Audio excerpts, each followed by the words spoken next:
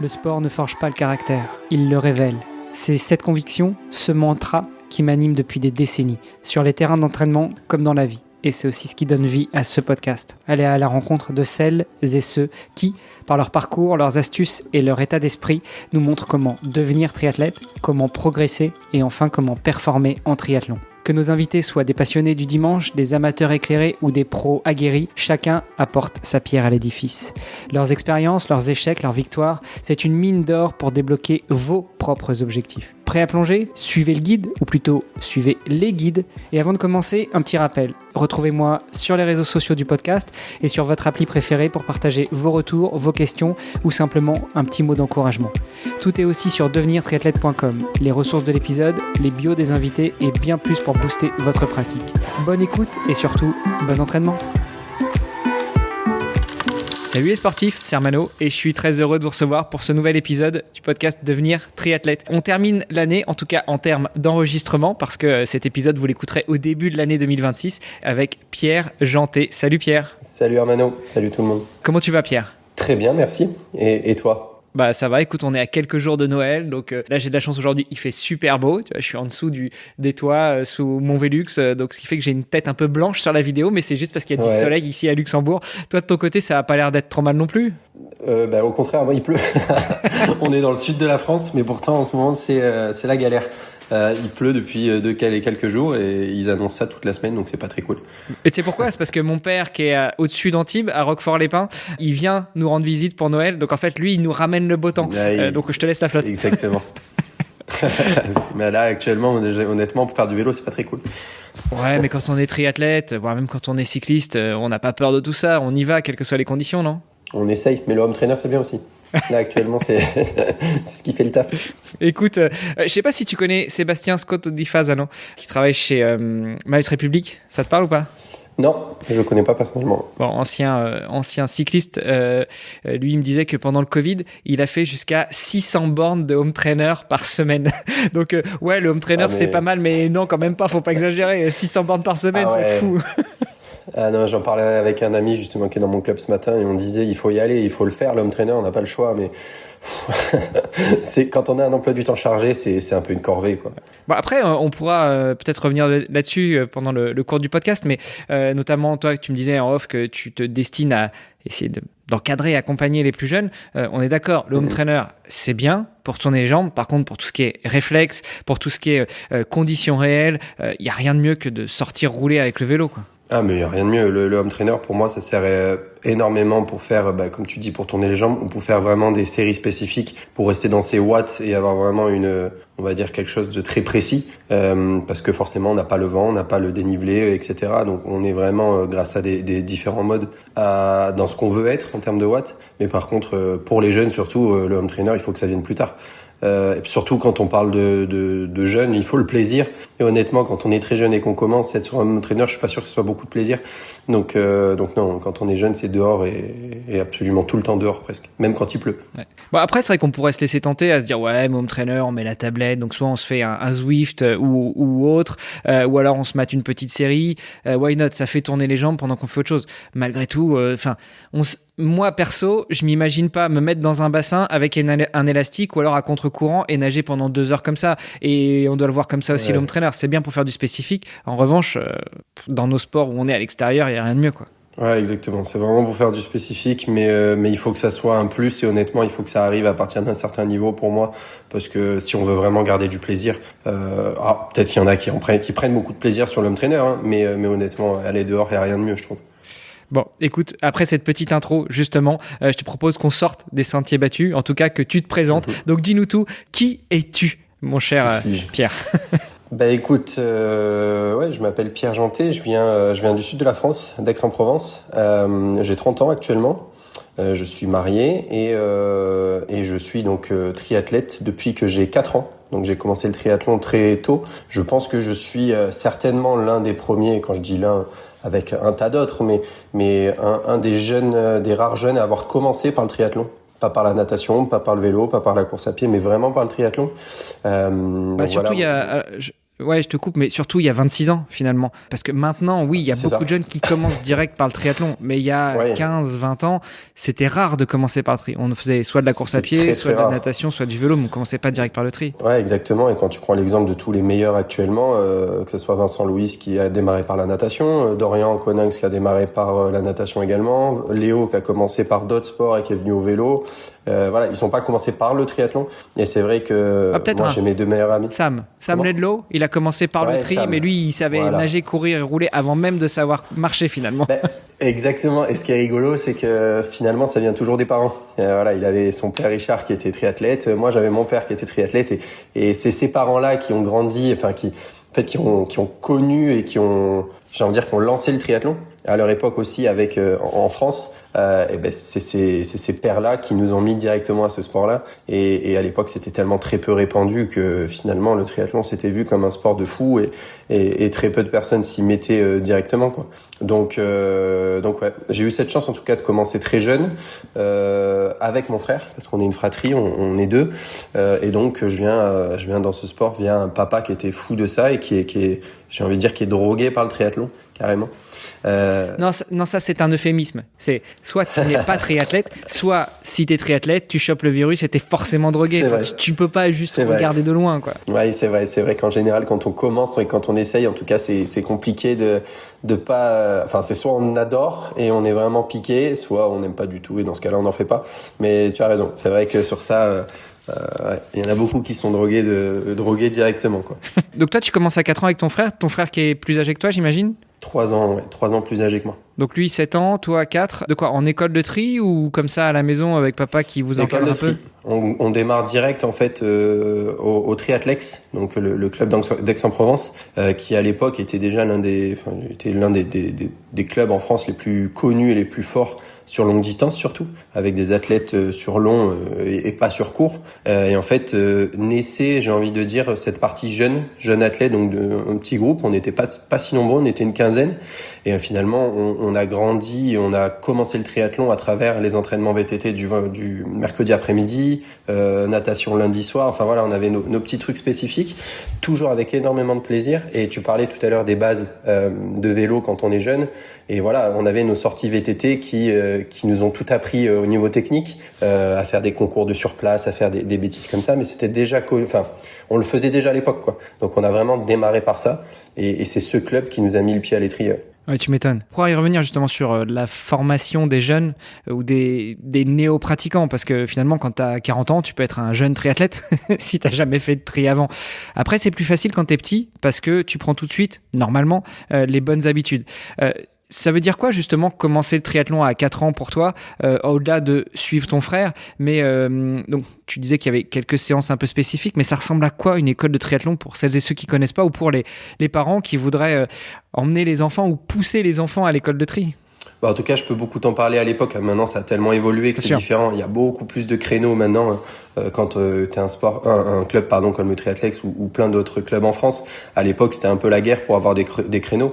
Maintenant, j'ai envie de dire, c'est vraiment justement accès plaisir et accès découverte. Donc, en fait, nager, c'est pas, j'ai envie de dire, c'est le sport qui n'est pas donné à tout le monde. On le voit chez les adultes justement qui s'y mettent au triathlon. Généralement, c'est en natation que ça pêche. Et donc là, c'est vraiment la découverte de la natation. Ça pêche pour la natation. T'aurais pu faire mieux, hein. Ouais, c'est vrai. Le mauvais jeu de mots. Non, en vrai, c'est voilà, c'est un sport qui est vachement axé sur la découverte. Le vélo, comme on disait, pareil. La course à pied, c'est ce qui vient le plus naturellement parce que tous les enfants courent, j'ai envie de dire très naturellement en étant petits.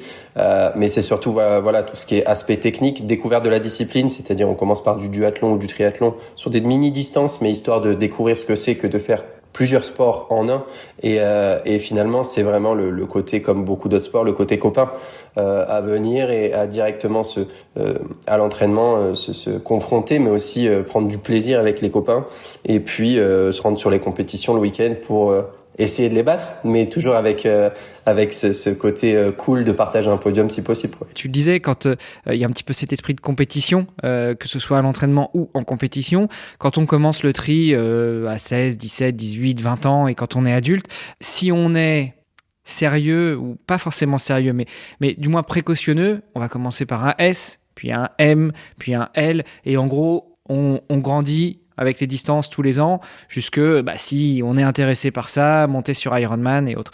Quand on commence le tri à 4 ans, finalement ton premier vrai triathlon, c'est quoi, c'est histoire. Quand, c'est encore une fois, on parle de ça il y a 25 ans, mais pour toi, mais justement, c'est très bien. C'était quoi?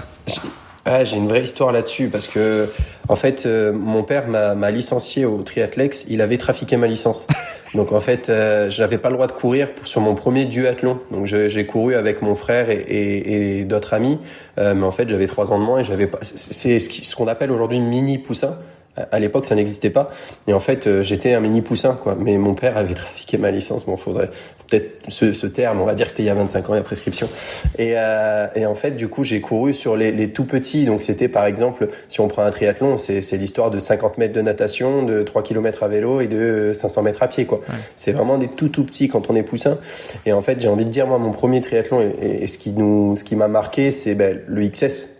Quand on débarque sur du XS, donc on commence à vraiment nager en eau libre, donc un 400 mètres, on fait 10 km de vélo mais en vélo de route et voilà, là on commence à toucher un peu à la performance brute et c'est là où on peut comparer au niveau des kilomètres heure, de la vitesse, etc.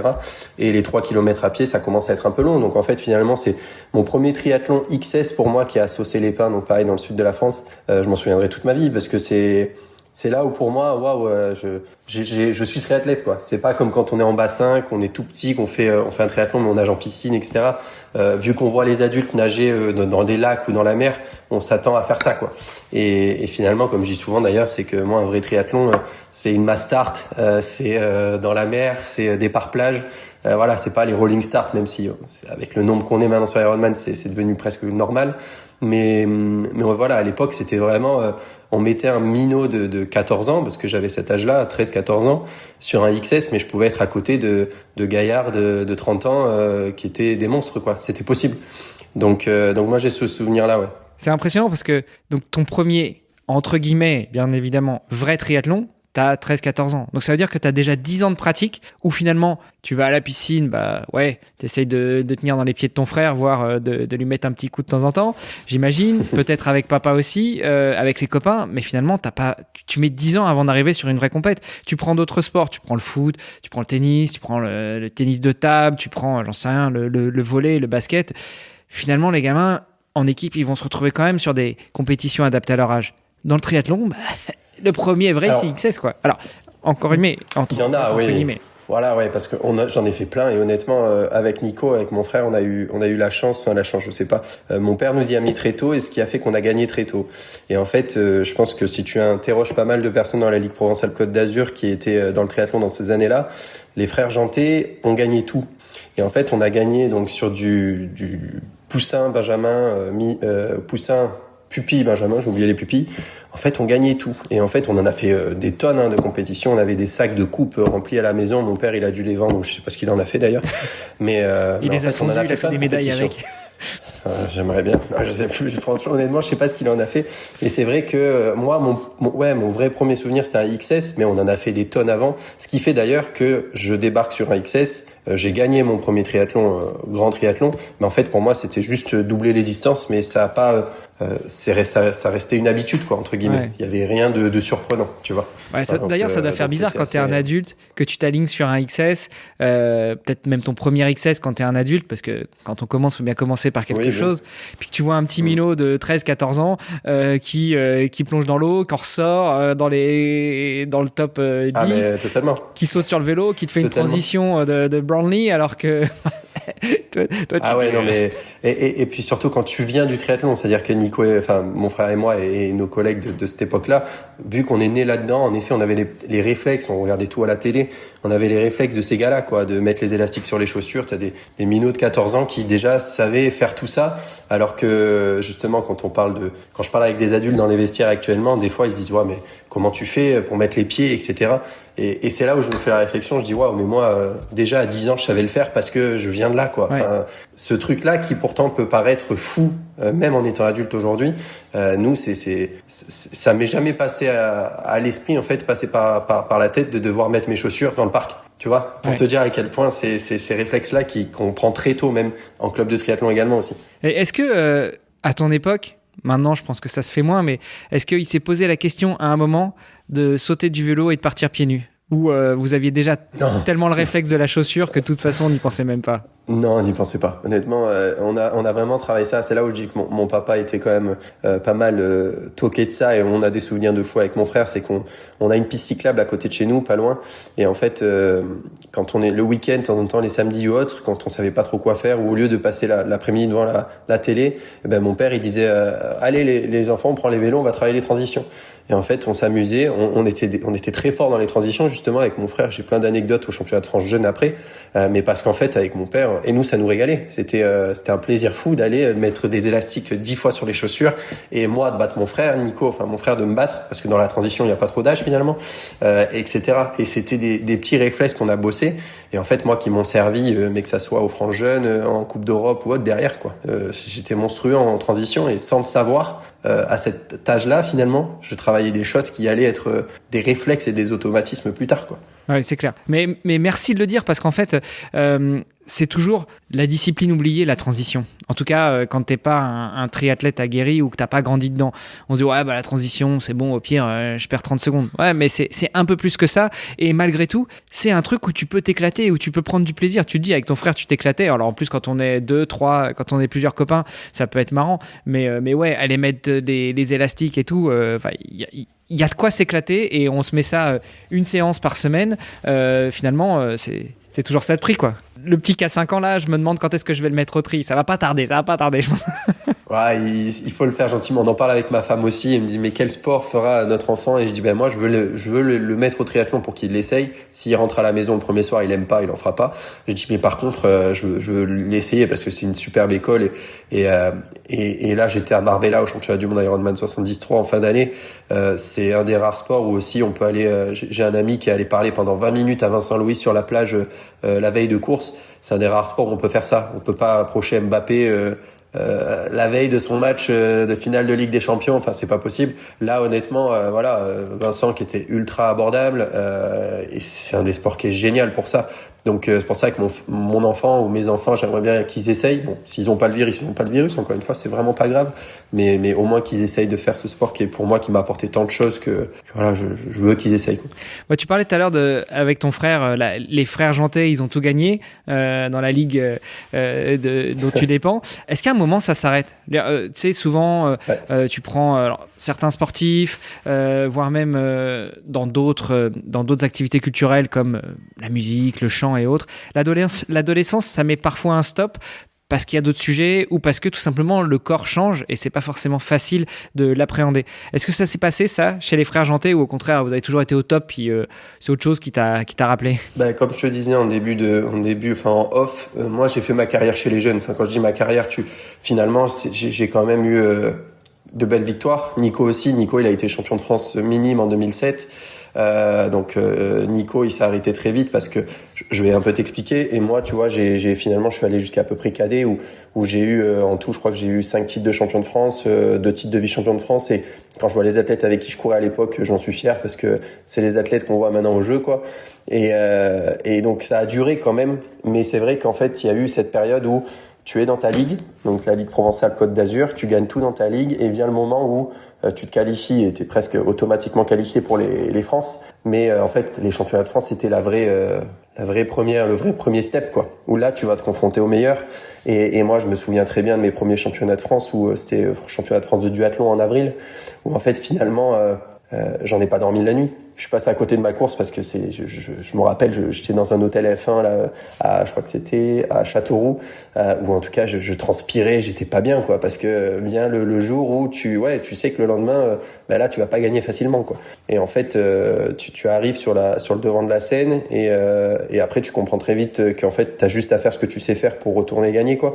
Mais t'as quand même cette pression qui vient. Et nous, ça s'est arrêté. Nico, ça s'est arrêté un peu plus jeune parce qu'il est pas rentré moi j'ai fait 4 ans au Krebs de Boulouris, donc au Pôle Espoir.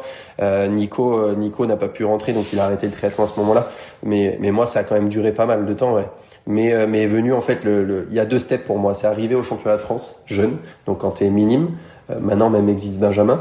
Et le moment où tu passes en junior, où là pour moi junior c'est le deuxième step entre guillemets, où soit tu progresses et tu as le niveau pour passer presque professionnel, être en équipe de France pour faire des coupes d'Europe, pour aller te frotter aux meilleurs. Soit, non, finalement, tu restes. Enfin, à l'époque, j'ai envie de te dire, parce que maintenant il y a le longue distance, ce qui n'existait pas aussi à l'époque pour les juniors ou pour les seniors 1, on va dire. À l'époque, c'était impossible d'envisager de faire un Alpha Ironman ou un Ironman à 18 ans, quoi. Tout à l'heure, on parlait de Sam Laidlaw, mais je crois que ça a été le plus jeune sur le circuit longue distance. Ouais. Et parce que son père a poussé, parce que il avait certainement les connexions qui permettaient de le faire. Mais je sais même pas si officiellement, je vais pas dire légalement, mais officiellement, il aurait pu concourir si ça n'avait pas été le fils de Laidlaw. Je sais pas du tout, tu vois, mais c'est vrai que moi j'ai 2 souvenirs. C'est qu'à l'époque, dis-toi, j'étais cadet et je devais faire des dérogations auprès de la fédération française. J'étais sur liste ministérielle, donc en fait forcément t'as les cadres de la fédé qui savent ton niveau et qui te permettent mais à l'époque j'avais dû faire une dérogation pour pouvoir courir un M quand j'étais cadet. Donc en fait, cadet, t'as quel âge ? Finalement, cadet t'as 16-17 ans. Donc tu vois, finalement t'es quand même déjà assez. Enfin moi je me souviens, j'étais quand même costaud. On s'enquillait quand même 15-17 bornes de natation, on s'enquillait 200-250 à vélo et 40 à pied. Donc en soi, un M, tu passes un peu les doigts dans le nez finalement par rapport à ce que tu fais à l'entraînement. Mais pourtant il fallait une dérogation. Mais pour dire à quel point ça a évolué, aujourd'hui un cadet, je pense qu'il aurait pas de mal à presque à faire un Alpha Ironman, quoi. Mais à l'époque c'était inouï, c'était pas possible.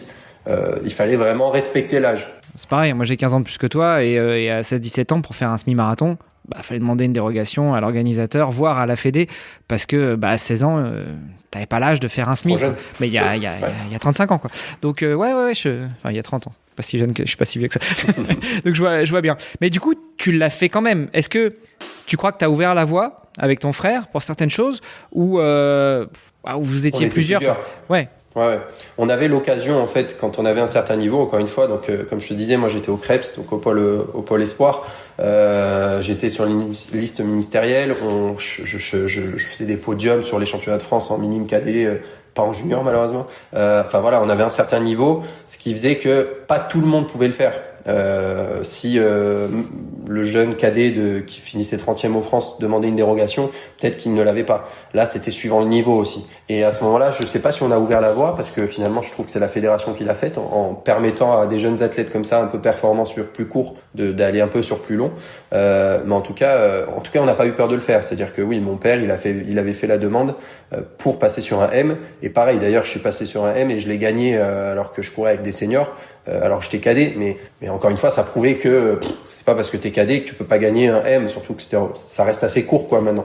Donc il y a eu, on va dire, des petits moments, des petits trucs où je sais pas si on a ouvert la voie, mais en tout cas gentiment, cette génération-là du 94, 95, 96, ça a fait passer des petits steps peut-être à la Fédé ou à des choses comme ça, où ils se sont dit en fait ces athlètes-là, je pense qu'ils sont capables de plus, quoi. Et vous avez eu de la chance quand même, parce que la Fédé aurait pu dire, surtout si t'étais sur liste, ils auraient pu dire non, finalement c'est trop risqué, on va pas risquer que notre bijou s'abîme, et donc niet, quoi. Ils auraient pu, mais la Fédé était pas, enfin honnêtement, je prends vraiment à l'époque, on n'était pas trop comme ça. C'est-à-dire que malgré tout, on a toujours eu un beau vivier de triathlètes français depuis du coup ces années-là, où j'ai presque envie de dire, et je parle pas de moi en perso, c'est que si Pierre Jeantet devait sauter, il y en avait un autre derrière, entre guillemets. Il y avait Nicolas Jeantet. Je schématise, je rends le truc, j'image le truc assez simplement, mais en tout cas, je trouve que malgré tout, ils ont souvent fait des très bons choix. Je l'ai pas dit tout le temps, parce que moi j'ai eu une petite histoire avec la fédération, enfin pas la Fédé en direct, mais quand j'étais au pôle espoir.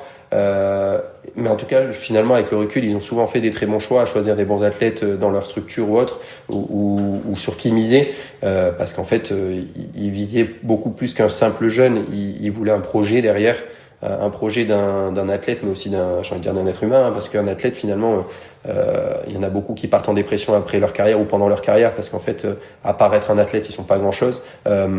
Et la Fédé, je trouve que avec le recul, ils ont super bien géré ça par rapport à notre génération. Ils ont fait aussi le bon choix, c'est qu'ils t'ont pris toi et pas ton frère. Non, allez, j'arrête. C'était hard à l'époque, mais c'était compliqué. Et qu'est-ce qui fait, je reviens un peu là-dessus, mais qu'est-ce qui fait que toi, t'es pas devenu pro ? T'as pas continué dans cette voie-là ? Alors déjà, je je suis le premier à le dire aujourd'hui, je pense que j'aurais jamais eu le niveau d'un Léo Bergère, d'un Dorian Coninx ou autre. Je pense que j'aurais été par exemple excellent sur longue distance, mais pas sur court. En fait, sur courte distance, à l'époque, il fallait quand même déjà aller très très vite en course à pied, par exemple. Moi, c'était mon point faible. Et je pense que j'aurais jamais pu réussir. Après, moi, je me suis blessé. J'ai eu des syndromes d'éloge au niveau des avant-bras et des jambes, enfin des mollets. Donc, en fait, en junior, au moment où, comme je disais, au step 2, quand on doit vraiment passer le cap et soit se décrocher, soit en fait passer avec tout le monde. À ce moment-là, moi, j'ai été décelé donc au niveau des syndromes d'éloge. On a dû m'opérer. Et je crois qu'en revenant, c'était l'année du bac. Donc en fait, quand tu es jeune, un adolescent, que tu as le bac cette année-là et que en même temps tu dois sauver entre guillemets ta carrière pour rester au pôle, il fallait que je fasse un résultat au championnat de France. Et c'est compliqué quoi. Surtout quand on est adolescent encore une fois. Donc en fait cette année-là, je me fais opérer, je loupe mon bac et je loupe, enfin entre guillemets, la fédération décide de mettre dehors. Et c'est ce que je te disais tout à l'heure pour rebondir, c'est que là où j'ai eu mon petit litige avec la Fédé, c'est que moi je voulais absolument rester au Krebs pour essayer une année de plus et me dire allez j'y retourne. Mais sauf qu'ils m'ont mis dehors, mais pour une bonne raison et avec le recul encore une fois je leur donne pas tort, c'est que j'étais un peu sorti du projet. Aujourd'hui, en tout cas je le vois, ma dernière année au Krebs. T'étais sorti parce que t'étais blessé. Est-ce que t'étais sorti oui, pour mais autre chose? Un peu dans la tête aussi. Ouais, c'est que à ce moment-là, mes meilleurs amis qui ont été mes témoins de mariage là, et, avec qui on a vécu la même chose, ils étaient au Krebs avec moi, etc. On a vécu la même chose, c'est-à-dire qu'on a eu des papas qui nous ont matrixés très jeunes au niveau du haut niveau. On rêvait de Jeux Olympiques alors qu'on était des minots. Et en fait, il y en a un qui nous a remis les pieds sur terre, c'est Monsieur Léo Bergère.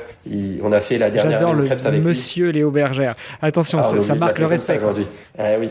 Mais Léo, il est arrivé, on a fait une année avec lui au Krebs. Et en fait, ce gars-là, il nous a gênés quand on était adolescents, mais avec le recul, on s'est dit, en fait, il a tout à fait raison. C'est qu'à l'époque, quand Léo est arrivé, il disait pas, je veux être champion olympique. Il disait, non, déjà, je veux être champion de France, puis après, je veux être champion d'Europe, puis après, je veux être champion du monde, et pourquoi pas les JO après. Alors que nous, on n'était même pas encore champion d'Europe junior, qu'on disait, je veux être champion olympique. Enfin, il y a un gros décalage quand même. Et lui, il avait cette maturité, je sais pas d'où elle peut venir, peut-être par... encore une fois, c'est peut-être lié à notre éducation, à nos papas, j'en sais rien. Mais honnêtement, à ce moment-là, il y avait un gros décalage entre les discours de jeunes du même âge pourtant. Et finalement, la fédération, c'est là où je dis qu'ils ont fait des bons choix. C'est qu'ils ont misé sur un Léo Bergère qui avait une toute autre maturité et qui a grandi tranquillement avec son projet par rapport à des jeunes comme nous qui sont déjà tellement là depuis des années, etc. On commençait à sortir du projet et je vais pas honte de le dire, quand je dis ça, c'est qu'on commençait à penser aux filles, on commençait à penser à pas la fête, mais en même temps ça faisait, rien qu'à 17 ans, ça faisait déjà 13 ans qu'on se tapait des bornes à droite, à gauche, et c'est là où tu vois... quand je te parlais en off aussi de mon projet d'être là pour les jeunes, c'est que les jeunes, je veux vraiment qu'ils comprennent que jusqu'à minime, cadet même peut-être, faut vraiment que le plaisir passe 1000 fois avant la performance, parce que sinon on va les perdre. Ouais. Et nous, on s'est perdu personnellement, et quand on en parle tous les trois ensemble, c'est ce qu'on voit, on s'est perdu un peu à cause du fait qu'on a commencé très jeune, quoi. Et surtout trop dans la perf. Très jeune, mais dans la perf. Et on avait des papas qui, quand on se voyait le week-end, qu'on devait courir ensemble, ils étaient fous, quoi. Tu vas battre Pierre et tu vas battre Jean-Philippe. C'était vraiment la baston, alors qu'on était des minots, quoi. Et c'est ça que je veux surtout faire attention aux jeunes pour ça, quoi. Oui, c'est clair. Mais tu vois, moi, il y en a un qui, pour moi, représente l'esprit du triathlon. Alors après, on a un mois d'écart, donc ça fait déjà quelques années, c'est Fred Bellobre. C'était ça, quoi. C'était le mec qui était posé, qui savait où il voulait aller, mais il savait qu'il y avait des étapes intermédiaires. Et même encore aujourd'hui, moi, je regrette qu'une seule chose, c'est qu'il soit pas revenu avec une médaille olympique, parce qu'il a fait tout ce qu'il pouvait faire et tout ce qu'il avait à faire. Et même si son père, que j'ai eu aussi à ce micro, était l'un des précurseurs du triathlon en France. Et pour autant, Fred décrit pas qu'il a été picousé au triathlon depuis qu'il était gamin, quoi. Déjà, il était nageur d'abord, et il a découvert le triathlon un peu plus tard, et après, ça a été une révélation. Mais tu vois, je pense qu'il y a de ça aussi, c'est, comme tu le dis, la maturité dans ce sport. C'est pas parce que tu commences jeune que tu vas pas durer, mais c'est, comme tu le dis, si tu commences jeune, que tu prends du plaisir, et que le plaisir reste avant tout, que du plaisir découle la performance, c'est peut-être ça la clé du succès. Ouais, c'est totalement ça. Fred et Charlotte, ils étaient au Krebs, au Pôle France. Enfin, moi, j'étais au Pôle Espoir, donc on se connaît bien. Et justement, j'ai interagi l'année dernière avec la Ligue Provence-Alpes-Côte d'Azur auprès des entraîneurs pour parler de ça, où j'étais avec Fred, avec Amy Charéron Et moi, on avait en fait finalement 3 carrières. Enfin, moi, à côté, j'ai 0 carrière, à côté d'eux, mais dans le sens où c'était intéressant, je pense, pour les entraîneurs de voir que il y a 2 athlètes qui ont réussi, pourtant qui ont commencé très jeunes, et un qui est passé pas du tout, qui est passé à la trappe, malgré le fait qu'il a commencé jeune aussi. Comme tu dis, c'est vraiment parce qu'en fait, c'est des athlètes, je pense, qui ont eu des parents qui étaient piqués par le triathlon, mais qui ont su vraiment voir le vrai bien-être de leur enfant. Et je dis bien de leur enfant et pas de leur athlète. Ouais, bien sûr. C'est-à-dire qu'au bout d'un moment, venait le fait que il fallait pas oublier qu'on restait des athlètes. Et je t'avoue une chose, c'est que moi encore quand j'ai repris le triathlon il y a 2 ans, j'ai vu un préparateur mental. Et ce préparateur mental, j'ai fait un travail avec lui parce qu'en fait il me demandait, il m'a posé la question, il m'a dit mais tu te vois comment? Est-ce que tu te vois Pierre en être humain, enfin en individu ou en athlète? Et je dis le problème c'est que et depuis toujours Pierre Jeantet ça a toujours été un peu un athlète, mais pas au-delà. Donc quand on est jeune, c'est ça qui est un peu compliqué. Ouais, c'est clair. Et je suis content qu'on en parle, tu vois, et qu'on passe un peu plus de temps sur cette intro pour parler de tout ça, parce que je pense qu'effectivement, il y a son intérêt. On en avait un petit peu parlé avec Benjamin Mazet aussi, ancien DTN de la Fédération française de triathlon. Et c'est vrai qu'il y a ce sujet de la détection des jeunes, mais aussi de l'évolution des jeunes, du fait de les faire grandir bien comme il faut, et pas absolument à la performance. Et pourtant, un directeur technique national, bon, tu vois, on parle performance tous les deux, on se dit oui, c'est peut-être pas la recherche de performance qui permettra d'être la clé. Mais quand un DTN qui est monsieur performance dans une fédé te dit il faut d'abord le plaisir et après la perf, mais malgré tout, nous on va aller sélectionner ceux qui perfent le plus, il y a une sorte de dichotomie, mais en même temps, ça fait du sens. Mais ça fait du sens, mais tu vois, quand on parle performance et jeunes, moi ça me fait penser à quelque chose, c'est que à l'époque, dès les Benjamins, et je crois que ça existe toujours encore aujourd'hui, pour détecter les jeunes et les bons jeunes, on avait les classes triathlon. Je sais pas si tu vois ce que c'est. Donc en minime, je crois que c'était 200 mètres de natation et 1000 mètres à pied, et après c'est 400 et 3000. Et en fait, ces classes triathlon, c'était déjà un truc de perf où il fallait être devant aux classes tri. Et moi, je me souviens, justement, j'étais matrixé avant d'arriver sur les championnats de France jeunes en minime. J'étais Benjamin, mais je voulais déjà être en tête du classe triathlon devant les minimes cadets juniors, parce qu'il y a des ratios où en fait, je voulais être devant. Et je crois qu'en Benjamin 2, d'ailleurs, je le gagne, ce classe triathlon, parce qu'en fait, le 200 mètres nage libre et le 1000 mètres, il fallait que je sois un monstre là-dessus. Donc c'était déjà la perf. Enfin, j'étais Benjamin, quoi. C'était déjà la perf avant même de dire, j'avais même pas encore participé à un championnat de France. Ben non, il fallait que je sois premier français sur ce classement-là, entre guillemets. Et c'était terrible parce que je te dis, maintenant, je pense que si j'ai un minot demain qui l'en fait, en Benjamin, s'il est pas sur le class tri ou qu'il est 40e, je m'en fous. Mais je m'en fous. Par contre, je voudrais qu'il soit, si vraiment ça lui plaît et que c'est sa passion et qu'il prend du plaisir à aller faire du vélo tout le temps, tous les jours, etc., je veux qu'il soit dans ce cas-là et je vais essayer de l'accompagner au mieux pour que par contre, en cadet junior, là, il commence à être devant et à tout gagner. Ouais. Et c'est là la différence. Et c'est vrai que je m'entends parler et je me dis, en fait, j'oppose le plaisir et la performance. C'est pas ça, hein. Il y en a qui peuvent être super performants et trouver du plaisir dans la performance. Et donc, savoir se dépasser dès le plus jeune âge. Simplement, ce qu'on dit, c'est qu'au bout d'un moment, on se crame, quoi. Enfin, c'est ça. Tu prends l'exemple. Il faut trouver vraiment l'équilibre. Ouais. Écoute, revenons à toi, même si c'est très sympa de digresser sur des sujets. Alors, c'est pas vraiment de la digression, parce qu'au contraire, je trouve que c'est des sujets qu'il faut aborder. On pourrait aussi aborder le sujet du sport au féminin ou des femmes dans le sport, mais on va peut-être pas faire des épisodes de 2 heures. Je suis fatigué, j'en ai déjà fait un ce matin. Donc toi, y a ce moment où t'es plus trop là, ta tête a un peu décroché, t'as un peu décroché du projet, donc tu sors de Boulouris. Et ensuite, qu'est-ce qui se passe? Est-ce que tu te tapes la dépression du sportif? La dépression, je sais pas, parce que honnêtement, à cet âge-là, c'est pareil. Je sais pas si j'avais la maturité de me déclarer comme dépressif entre guillemets. Je sais pas. Par contre, ce qui est sûr, c'est que moi, je sors d'une saison où je crois que donc je me blesse. J'essaye quand même de faire la meilleure performance possible pour rester à Boulouris. Tiens, attends, je voulais faire un stop parce que c'est vrai que j'ai pas rebondi dessus. Syndrome des loges. Tu peux rapidement expliquer ce que c'est et est-ce que ça venait de l'entraînement, de blessures? Enfin, ça vient d'où? Ah oui. En fait, un syndrome des loges, pour résumer et pour essayer d'imager ça le plus facilement possible, c'est qu'au-dessus de chaque muscle, on a ce qu'on appelle une aponévrose. Donc, on va imaginer une pochette plastique qui entoure ces muscles-là. Et en fait, chez quelqu'un de normal, cette pochette plastique, elle est élastique. Donc, quand le muscle, il gonfle à l'effort, il s'irrigue de sang, l'aponévrose, donc la pochette, suit le muscle. Et quand on a un syndrome des loges, en général, ça peut être aigu ou chronique. Moi, pour le coup, c'est un syndrome des loges chronique. En fait, cette aponévrose, cette pochette, elle se rigidifie. Ce qui fait que le muscle, quand il demande de l'espace, ça en donne pas. Et en fait, ça fait une espèce de, comment expliquer, comme si au bout d'un moment, en fait, on se sentait vraiment comme des manchons de compression très serrés, finalement. Et finalement, ça t'empêche de courir. Et moi, c'était chronique, donc c'est là où les médecins pensent que c'était lié au fait que j'ai commencé trop jeune, finalement, et surtout avec une charge qui a monté progressivement, mais peut-être aussi trop. Donc en fait, ça vient de là. Ça se passe pas sur c'est pas parce que tu commences jeune et que tu commences avec beaucoup de charge que ça va se passer pour tout le monde. C'est simplement que moi, je suis assez pas mal de musculature, on va dire, via mon papa. Et honnêtement, quand on me regarde comme ça, je pense pas avoir un physique de triathlète, entre guillemets. Et ben, finalement, moi, c'est là où tous les éléments combinés ont fait que je suis arrivé vers 17-18 ans.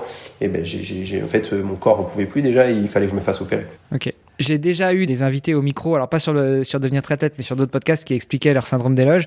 C'est plutôt connu au niveau des jambes, notamment pour les coureurs. Donc toi, tu as eu les jambes et les bras. Rapidement, l'opération, c'est quoi ? Alors l'opération, en fait, alors déjà pour les avant-bras, pour un triathlète, c'est la première fois que mon médecin envoyait. Je me suis fait opérer par le médecin, moi, de Quartararo, le pilote de MotoGP. Et c'est la première fois qu'il voyait un syndrome des loges sur un nageur, parce que c'est pas traumatisant. Un nageur, on prend de l'eau, quoi. Donc première fois qu'il voyait ça, donc honnêtement, il n'y a aucune explication. Et l'opération, en fait, c'est qu'ils nous prennent à la clinique, ils nous plantent des aiguilles au niveau du mollet ou des avant-bras, donc là pour les mollets, ils nous mettent sur un tapis avec une grosse pente, et ils nous font marcher, et en fait forcément c'est là où le muscle demande le plus possible de sang, et ils calculent avec leurs aiguilles la pression qu'exerce la loge sur le muscle. Et donc il y a un chiffre, je pourrais plus le donner comme ça, il y a un chiffre qui veut dire que c'est normal entre guillemets. Et là moi je me souviens pour les jambes j'avais une pression 7 fois supérieure à la normale. Donc en fait pour te dire les dernières séances de piste que je faisais avant l'opération, je pouvais pas aller au bout et il fallait que je reste un peu assis par terre avant de me relever à la fin de la séance parce qu'en fait vraiment c'était devenu insoutenable. Donc voilà. Et pour l'opération, excuse-moi, du coup j'arrive. Donc une fois qu'ils décèlent comme quoi t'as trop de pression, en fait finalement ce qu'ils font, c'est que anesthésie générale, ils t'ouvrent l'aponévrose. Donc à certains endroits, moi j'ai 3 cicatrices sur chaque mollet, où ils viennent inciser l'aponévrose pour laisser le muscle respirer. Okay. Et sur l'avant-bras, pareil ? Pareil, exactement la même chose. Moi, l'avant-bras, j'avais une pression 4 fois supérieure à la normale, encore une fois, qui était inexplicable vu le sport que je pratiquais. Et pareil, en fait, j'ai 2 grosses cicatrices et ils viennent t'ouvrir au même endroit. Mais aujourd'hui, ça m'handicape encore un peu parce que, par exemple, si je change une ampoule trop longtemps avec les bras en l'air, et que je reste 10 minutes les bras en l'air, je suis tout de suite très voilà. Ça me gêne encore un peu. Et je peux pas faire de trail aussi, par exemple. Par rapport à tes jambes. Des ça me coupe en ça me coupe en deux. En tout cas, j'aurais pas la même performance que quelqu'un d'autre parce qu'en fait, j'ai des hernies qui sortent encore malgré l'opération. Donc c'est quelque chose qui traîne, ouais. Par contre, sur le vélo, ça te pose pas de problème ? Non, bizarrement non. Je pense que c'est vraiment lié peut-être à ce sport d'impact un peu. En natation, ça me gêne beaucoup moins, mais en course à pied, c'est fou comme le fait d'aller grimper à droite à gauche. J'ai essayé de faire un trail avec mes 2 meilleurs amis. C'est l'enfer, quoi. Mais ouais, alors autant sur la partie course à pied, donc sur les jambes, que ce soit lié à ce sport d'impact, je peux comprendre. Par contre, les avant-bras, enfin, tu serais tennisman, on pourrait dire oui, il y a un certain impact, il y a une certaine force, etc. En natation, enfin. Le seul point que je vois, c'est que le fait que j'ai commencé très tôt, encore une fois, le triathlon, et malgré tout, quand on commence très tôt, on fait beaucoup de VTT. Et moi, j'étais un fanat de motocross aussi, donc j'en ai fait un peu aussi. Et donc, je me dis, ça peut être lié que par ça. Je vois que ça, parce que sinon, je comprends pas. Donc, je pense que c'est malgré tout VTT, motocross. Voilà, c'est là où souvent en moto où on se fait opérer et je me suis dit ça peut venir de là. Ok, bon alors du coup on comprend que cette année-là, bon le bac, si tu peux pas trop écrire, pas trop marcher, c'est chaud. Le sport, bon bah tu sors du projet, enfin ça peut se comprendre. Ouais, en fait le problème c'est que est venu cette année où je me suis dit waouh, je crois que c'est une année charnière, je vais me faire virer du Krebs, donc j'ai pas le choix d'être bon en triathlon. Et je sortais de l'opération. Et à la fois à côté on te dit oui mais t'as le bac. Donc t'as pas le droit de te louper non plus. Et en fait moi j'ai fait un choix. J'ai pas du tout révisé le bac et j'ai dit ok je vais quand même tout miser sur l'entraînement, quitte à sauver les meubles, à essayer de rester au Krebs de Boulouris malgré le fait que j'étais plus trop dans mon projet et que ils l'ont vu. Je voulais quand même sauver les meubles. Je me mentais un peu à moi-même encore une fois parce que je suis adolescent. Mais en tout cas je me bats et encore une fois je finis 13e au championnat de France junior, ce qui est pas mauvais. Mais j'étais quasiment jamais descendu du podium. Et pour un pôle espoir, je pense qu'ils ont vu l'occasion de dire bon ben on le met gentiment dehors, on va prendre quelqu'un d'autre pour voir s'il peut aller un peu plus loin. Et encore une fois, à ce moment-là, je leur en voulais beaucoup. Et avec le recul, je peux pas leur en vouloir. Et du coup, oui, ben, je loupe le bac, j'entre à Aix. Et là, moi, ce qui me vient, on parlait de dépression, non, ce qui me vient à l'esprit, c'est c'est en tout cas, je me dis vraiment, ben, je vais leur prouver qu'ils se sont trompés. Voilà. Sauf que là, on arrive dans un nouveau lycée où mes professeurs, pour le coup, ils s'en foutent de qui je suis, de ce que je fais comme sport, quelle performance je dois faire. On arrive dans mon club où je passe de nager à 2 par ligne. Donc à Belouris, on était quand même 2 par ligne, donc on nageait en 2 frontal. On avait ce luxe-là à nager d'un coup à 14 par ligne, quoi, à savoir que sur des séries de 400, je devais doubler X fois les personnes. Enfin, je passe du tout au tout, quoi. Et en fait, je me suis aperçu très vite que oui, en effet, j'allais pas réussir. Donc en rentrant à Aix, je voulais leur prouver qu'ils se trompaient, mais j'ai pas tenu, j'ai pas eu cette volonté pour vraiment aller au bout de la chose et montrer en effet qu'ils s'étaient trompés. Ouais, et puis du coup, t'as enchaîné entre guillemets les conneries, si je puis me permettre. Tu sais que c'est une année charnière, tu veux pas sortir, donc t'en rajoutes une couche, mais t'as l'opération, et post-opération, t'en rajoutes encore une couche, puis tu te dis, si ça passe pas d'un côté, ça passera de l'autre, au final, c'est passé nulle part. Exactement. En fait, du coup, j'ai laissé tomber le tri. C'est l'année vraiment où j'ai laissé tomber le triathlon, où j'ai passé mon bac en candidat libre parce que l'école, du coup, c'était vraiment pas fait pour moi. Mais bon, finalement, là où j'en suis, je passe mon bac en candidat libre. J'ai mon bac en candidat libre, un bac ES. Et justement, vient le moment donc où j'arrête le triathlon, quoi. Où vraiment, par contre, j'étais écœuré. C'est-à-dire que je me suis dit, putain, j'ai fait tout ça pour ça. Je suis persuadé, c'est d'ailleurs, on va en parler plus tard, je pense, mais la raison pour laquelle j'ai repris le triathlon maintenant, mais j'étais persuadé que j'avais pas donné tout ce que j'avais à donner, quoi. Je suis pas allé au bout de moi-même pour beaucoup de choses, dont le manque de maturité à ce moment-là. Et du coup, en fait, je me dis non, c'est bon, ça m'a gavé. Je me souviens encore que mon père, j'avais tous mes maillots de champion de France affichés au mur dans ma chambre, et je lui avais dit que j'arrêtais, j'avais vendu mes vélos et tout, et je me souviens qu'il rentre dans ma chambre comme ça, regardant mes maillots, presque la larme à l'œil, en disant mais voilà quoi, c'est fini. Donc ça a été marquant dans ma famille, enfin surtout côté papa et même pour ma mère, parce que on a connu Nico très fort, puis Pierre très fort. Et en fait, ça a mené nulle part. Donc ça a été compliqué, surtout pour un ado, en fait, parce que je savais pas quoi faire. Pour moi, c'était ma vie, quoi. Et je suis arrivé vraiment perdu. Et par contre, ça, je peux le dire, sans aucune aide extérieure. C'est-à-dire que pour le coup, il n'y a pas une fédé qui dit bon, oui, en effet, c'est un jeune de 18 ans qui a pas eu son bac, qu'on vient de mettre à la porte. Et on va peut-être essayer de l'aiguiller ou de l'aider pour... Là, à ce moment-là, en tout cas, je sais pas si ça existe maintenant, mais à l'époque, il y avait rien du tout. Mon père, qui à ce moment-là était très déçu, n'a pas pu trop m'aiguiller. Ma mère, qui connaissait pas trop, qui a pas fait d'études, est un peu compliquée. Donc vraiment, je me suis retrouvé tout nu, quoi. Si je peux résumer le truc. Un jeune perdu qui essaye d'avoir des nouveaux amis dans sa ville qu'il n'a pas connu. Enfin, l'enfer. Ouais, j'imagine. Et justement, j'allais te demander si le fait que tu sois un peu perdu après le triathlon et que tu aies été écœuré, c'était lié à ça. Bon, tu as déjà répondu à la question. C'est aussi le fait que tu penses que tu n'as pas donné tout ce que tu aurais pu donner. Mais tu rajoutes aussi que finalement, tu étais vraiment perdu, quoi. Et tu n'as pas réussi à trouver l'aide que tu aurais pu attendre. Alors, c'est pas le moment de faire de la psychanalyse de comptoir, ou de la psychologie de comptoir, mais c'est un fait, quoi. C'est ce que toi, tu as constaté et tu ressens. Et j'imagine que c'est ce que tu veux, c'est aux antipodes de ce que tu veux transmettre aux jeunes, et on reviendra là-dessus après. Exactement. Aux jeunes, et pas que. C'est-à-dire que moi, j'ai été le premier, je vais te raconter après, mais du coup, j'ai réussi à faire des études derrière, et en rentrant, j'ai fait 6 mois à l'étranger en Australie, et en rentrant de l'Australie, j'avais écrit des lettres à mes parents en leur expliquant dans ces lettres-là que on n'est pas parents, c'est-à-dire qu'on apprend à être parents au fur et à mesure, et que je leur en voulais pas du tout. Mais finalement, cet ado perdu qui rentrait du crêpe, c'est de leur faute si j'étais perdu. On peut pas... Enfin, quand je dis que c'est de leur faute, il y a une grande partie de responsabilité, dans le sens où finalement, c'était leur rôle un peu d'essayer de m'aiguiller. Quand on a son enfant qui est vraiment paumé, finalement, qui d'autre que les parents pour un peu essayer. Donc, comme je te disais, je leur ai écrit une lettre et je leur en voulais pas du tout. Mais j'ai appris à comprendre qu'en effet, à ce moment-là, il manquait des parents qui un peu pouvaient me dire, Pierre, tu es bon là-dedans, va là-dedans.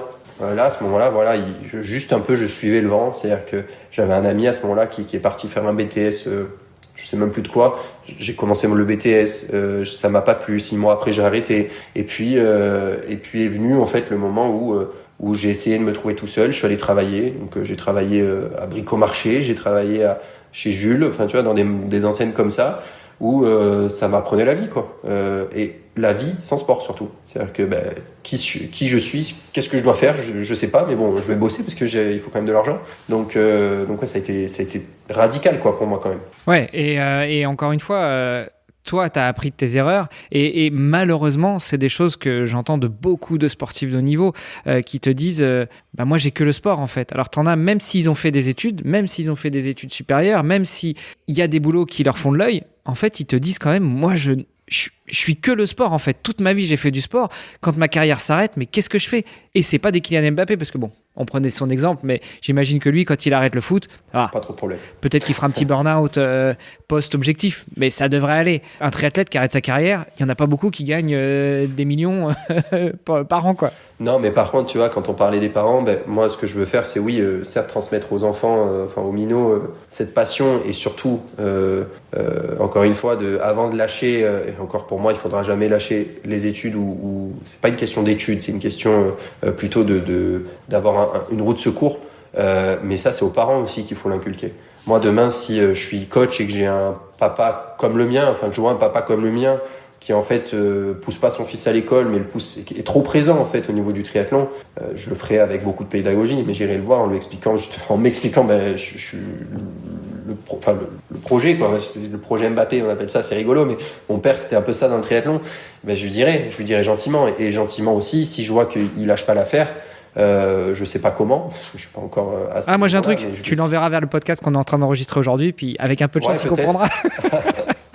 En tout cas, oui, ce sera peut-être des podcasts ou des lectures pour lui faire comprendre que. Mais tu vois, il y a pas longtemps encore, on parlait là de quand on arrête le triathlon, on n'a pas de moyens souvent ou très peu ont des moyens avec leur carrière ou autre. J'entendais encore là, je la vois passer souvent l'interview de Florent Manodou qui dit que la France n'est pas un pays de sport, que tu as dû voir là certainement qui était passé lors des JO. Et en effet, tu vois, quand on prend l'exemple, mon exemple de sortir de cette cercle de haut niveau et de pas être accompagné du tout, mais du coup d'avoir absolument aucun bagage derrière, c'était le cas. Et c'est vrai que moi j'ai eu de la chance entre guillemets, maintenant je suis très heureux, etc. Et j'ai réussi à tomber sur mes deux pieds, mais je pense qu'il y en a certains qui doivent le vivre 3 fois plus mal. Et là on parle de la santé mentale, quoi. On parle même plus de sport, de performance. Donc ouais, en tout cas c'est quelque chose ça que je vais vouloir vraiment transmettre et vraiment de faire attention. Et moi si je vois un minot qui s'emballe un peu trop sur ses performances, mais qui a 14 ans, voilà, on va relativiser, quoi. Et on va essayer de calmer la chose. Ça me fait penser aux militaires, et notamment les militaires américains. Les mecs qui vont au front, qui donnent tout pour leur pays. T'en as qui reviennent entiers, mais une fois qu'ils sont plus militaires, t'en as beaucoup qui tombent, on sait pas où, on sait pas comment, parce qu'ils sont pas accompagnés à la fin de leur carrière, parce que même si t'es le meilleur des snipers du monde, c'est pas ça qui va te rendre... On peut faire... c'est clair. On peut faire le parallèle, c'est clair. Anyway, revenons sur toi. Donc, toi, tu l'as dit, tu as eu la chance de faire des études, ça t'a permis de retomber sur tes pattes. Tu as eu aussi, de ce que je vois sur ton profil LinkedIn, même si en général, je me renseigne pas trop sur mes invités pour que mes auditrices et auditeurs découvrent les invités en même temps que moi. Bon, là, c'est en passant sur ton profil que j'ai eu envie de t'inviter. Du coup, tu as eu la chance aussi d'avoir des belles expériences professionnelles. Comment tu arrives à lier les deux? Donc, pendant tes études, je comprends que t'avais plus la niaque, donc tu faisais plus de sport, mais après les études, le boulot, le sport, est-ce que tu arrives à trouver un équilibre? Je te parle pas d'aujourd'hui, mais à l'époque, quand tu rentres dans la vie active. Moi, le truc, c'est que j'ai repris, encore une fois, il y a que 2 ans le triathlon. C'est-à-dire que pendant toutes mes études et même quand j'ai commencé ma vie professionnelle, on en parlait en off, tu vois, même quand j'ai commencé à rebosser chez Look, donc dans le vélo, donc dans le sport, en fait, bizarrement, je faisais pas de sport. C'est-à-dire qu'honnêtement, je faisais la même taille, mais je faisais 19 kilos de plus. J'avais explosé. Encore une fois, moi, c'était les soirées. J'ai fait une école de commerce, donc c'était soirées, fêtes, alcool. C'était de manger comme un goré. Enfin, tout ce que j'ai pas fait pendant toutes mes années jeunes, je l'ai fait après. Et du coup, quand j'ai fait mes études, puis j'ai commencé à travailler, j'avais pas eu l'envie de reprendre le sport. C'est à partir du moment vraiment où je me suis aperçu que je pouvais reprendre le sport, et c'est lié à ma femme aussi, je dois le dire, que j'ai dit ok, en fait j'ai pas fini ce que j'avais à faire plus jeune. Par contre, par rapport à ta question, quand je vois ces années-là où j'ai commencé à bosser, vu comme j'étais au niveau de mon état mental encore, j'aurais pas pu reprendre le sport et le faire correctement. Il y a eu vraiment un cap en fait à un moment donné où je me suis dit que en fait il fallait que j'y retourne et que j'y retourne pas avec on va dire de la haine ou avec quoi que ce soit. C'est que ce sport justement m'a tellement apporté, et surtout il faut être honnête, c'est que j'ai quand même encore du réseau dans ce sport, j'ai encore ce nom qui a traîné malgré tout pendant des années et qui a pas été oublié à 100%, qui a fait que je me suis dit mais en fait c'est là-dedans qu'il faut que j'aille. Pourquoi je m'embête, pourquoi je vais chercher d'autres boulots ou autre, alors que finalement c'est là où on a le plus de connaissances. Donc pareil, tu vois, on est dans un pays où finalement on dit beaucoup qu'il faut faire des études pour réussir. Non, pour moi, il faut aller là où, encore une fois, c'est ce que tout le monde dit, mais très peu de personnes font, pardon. Il faut aller là où on est fort, ou là où on aime, en tout cas, faire ce qu'on fait, quoi. Et donc là, ça a été le cas. Donc tu vois, par rapport à ta question, j'avais pas allié le sport à ce moment-là parce que vraiment je voulais pas en faire. C'était pas une question de je pouvais pas, c'est que je ne voulais plus.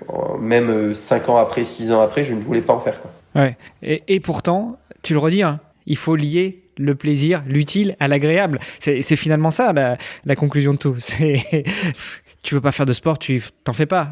Mais exactement. Alors, on fera jamais l'histoire. Est-ce que tu crois que si tu avais continué un peu à courir, à nager, à rouler pendant ces années difficiles, tu aurais peut-être pu trouver quelque chose dans cette pratique dilettante ? J'en suis quasi persuadé, en fait. Je suis quasi persuadé quand je vois mes perfs là, que je fais en amateur actuellement avec mon boulot à côté, avec les trucs à côté. Je me dis que si en fait le corps il a une mémoire énorme, il a une mémoire immense, c'est ce qui fait d'ailleurs, c'est ce que j'en parle souvent à des adultes au club là qui disent waouh mais tu viens d'arriver et tu fais ça. Je dis non les gars, j'ai commencé que j'avais 4 ans quoi. Je dis au bout d'un moment il faut pas se mentir à soi-même non plus. Je vais pas arriver et prendre les lauriers et dire ouais je suis un monstre. C'est pas vrai. C'est-à-dire qu'au bout d'un moment il y a ce passif là. Et clairement. Mais t'es un monstre quand même, hein, Pierre. Non, mais c'est ce que je veux dire, c'est que ouais, je pense que j'aurais pu être excellent, encore une fois, sur longue distance, pas sur courte distance, parce que sur court, il faut que le corps suive, hein, il faut aller très vite, c'est encore d'autres machines. Mais par contre, oui, sur longue distance, pardon, j'aurais pu être très très bon. Je suis même persuadé, je le dis, quand je vois aujourd'hui le bassin professionnel, je pense que j'aurais pu être professionnel. Alors peut-être pas gagner des choses, hein, mais aujourd'hui on voit qu'il y a des pros qui restent pros et qui gagnent pas grand chose, et moi je pense que ça aurait pu être le cas, mais aujourd'hui par contre je me suis posé la question aussi, est-ce que j'aurais été heureux comme ça? Je pense pas. Et on m'a posé la question la dernière fois, vu que je suis revenu aussi au triathlon, on m'a dit ouais mais tu veux pas passer pro? J'ai dit surtout pas. Ouais. J'ai dit il faut réaliser ce que c'est être pro. Il y en a certains, je l'entends beaucoup aujourd'hui, d'amateurs qui veulent passer pro. Je dis mais les gars, passer pro pour finir à 20 minutes du gagnant, je dis mais moi je préfère être premier ou sur le podium amateur et kiffer ma vie quoi. Et ça c'est bon, c'est des choix, hein, choix de chacun.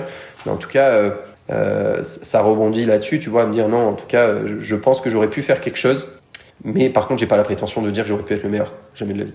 Non, mais au-delà de se dire j'aurais pu faire quelque chose, même juste aller courir de temps en temps, aller nager de temps en temps, aller rouler de temps en temps, te vider la tête via le sport, ou est-ce que malgré toi, le sport reste toujours quelque part la perf?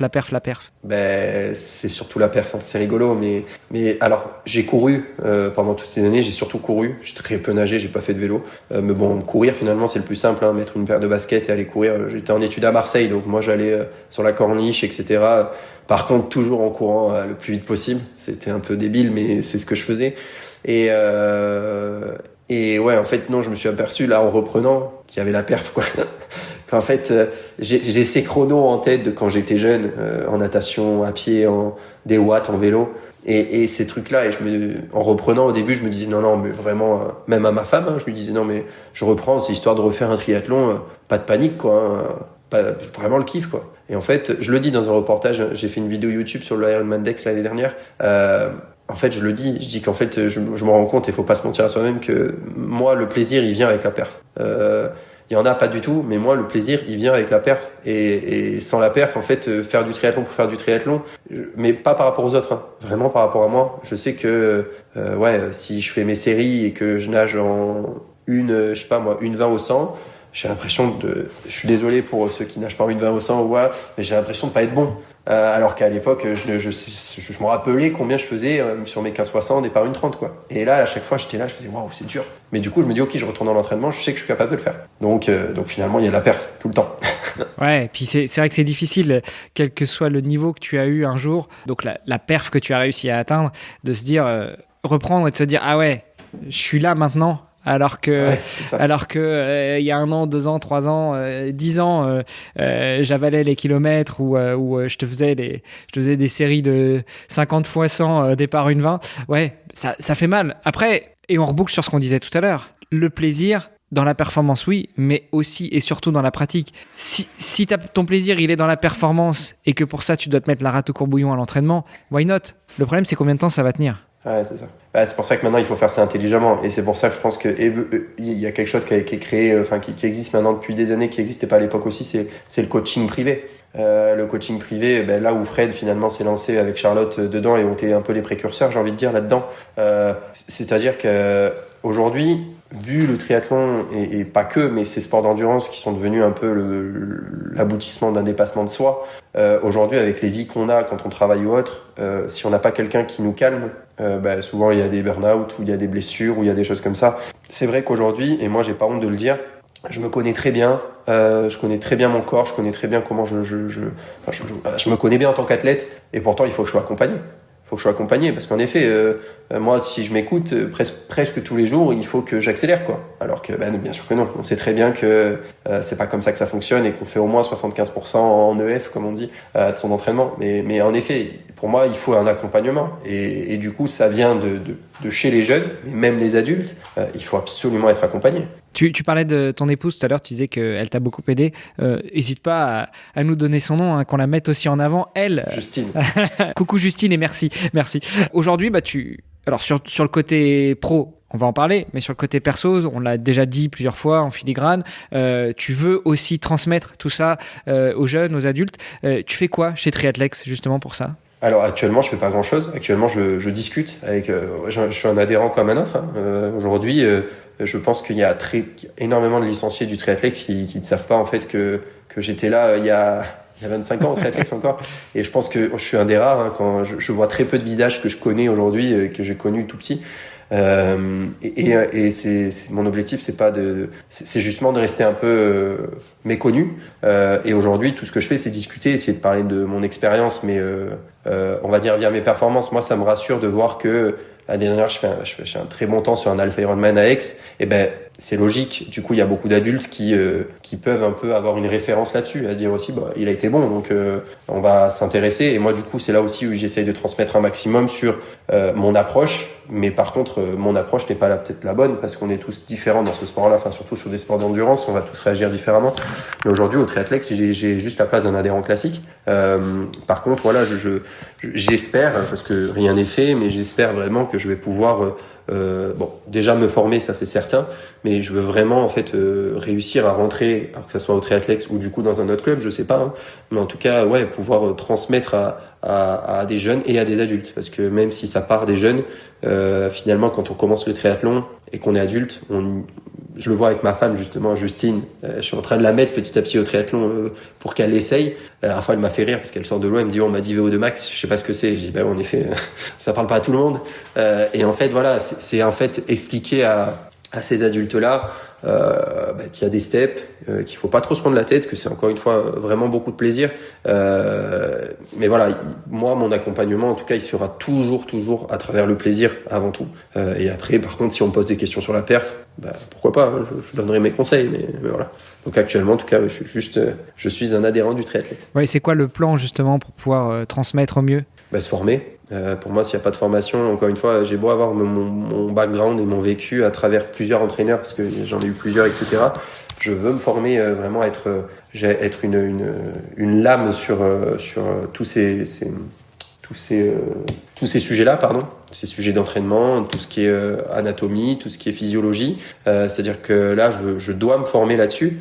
Je sais comment fonctionne un athlète, par contre je sais pas du tout comment fonctionne le corps humain à 100%, et on en apprend tellement tous les jours que pour moi c'est quelque chose que c'est une formation continue, même quand on est coach. On le voit, moi je suis beaucoup par exemple Caroly Spy, qui était mon DTN à l'époque de la ligue quand j'étais bon, et Caroly qui est un vrai entraîneur scientifique, j'ai envie de dire, parce que lui il va aller chercher des nouvelles approches, etc.